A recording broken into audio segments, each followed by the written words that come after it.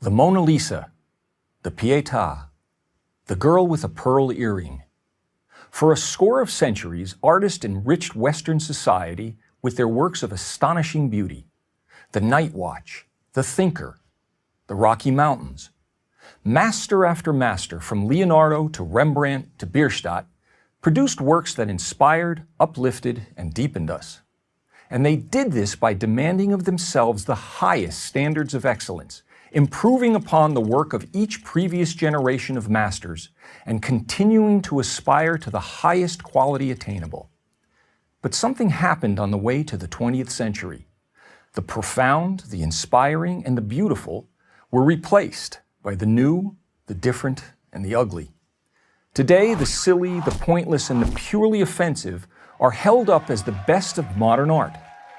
Michelangelo carved his David out of a rock.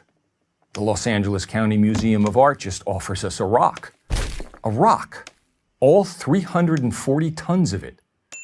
That's how far standards have fallen. How did this happen? How did the 1,000-year ascent towards artistic perfection and excellence die out? It didn't. It was pushed out. Beginning in the late 19th century, a group dubbed the Impressionists rebelled against the French Académie des Beaux-Arts and its demand for classical standards. Whatever their intentions, the new modernists sowed the seeds of aesthetic relativism, the beauty is in the eye of the beholder mentality. Today, everybody loves the Impressionists. And as with most revolutions, the first generation or so produced work of genuine merit.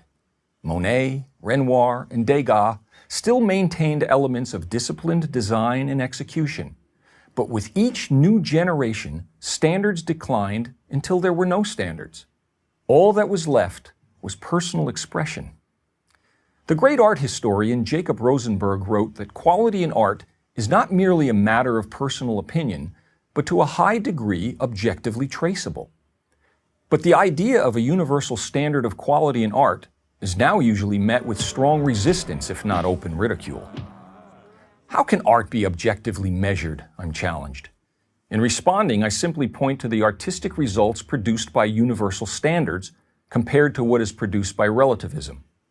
The former gave the world the birth of Venus and the dying Gaul, while the latter has given us the Holy Virgin Mary, fashioned with cow dung and pornographic images, and Petra, the prize-winning sculpture of a policewoman squatting and urinating, complete with a puddle of synthetic urine. Without aesthetic standards, we have no way to determine quality or inferiority. Here's a test I give my graduate students, all talented and well-educated. Please analyze this Jackson Pollock painting and explain why it is good. It is only after they give very eloquent answers that I inform them that the painting is actually a close-up of my studio apron. I don't blame them. I would probably have done the same, since it's nearly impossible to differentiate between the two. And who will determine quality is another challenge I'm given. If we are to be intellectually honest, we all know of situations where professional expertise is acknowledged and depended upon. Take figure skating in the Olympics, where artistic excellence is judged by experts in the field. Surely we would flinch at the contestant who indiscriminately threw himself across the ice and demanded that his routine be accepted as being as worthy of value as that of the most disciplined skater. Not only has the quality of art diminished, but also the subject matter has gone from the transcendent to the trashy. Where once artists applied their talents to scenes of substance and integrity from history, literature, religion, mythology, etc., many of today's artists merely use their art to make statements, often for nothing more than shock value. Artists of the past also made statements at times, but never at the expense of the visual excellence of their work. It's not only artists who are at fault. It is equally the fault of the so-called art community, the museum heads, gallery owners, and the critics who encourage and financially enable the production of this rubbish.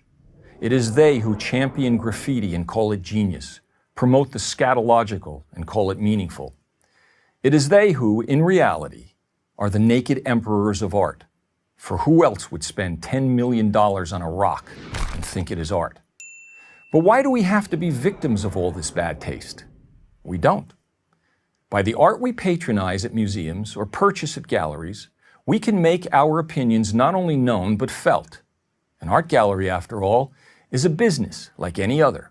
If the product doesn't sell, it won't be made. We can also support organizations like the Art Renewal Center that work to restore objective standards to the art world.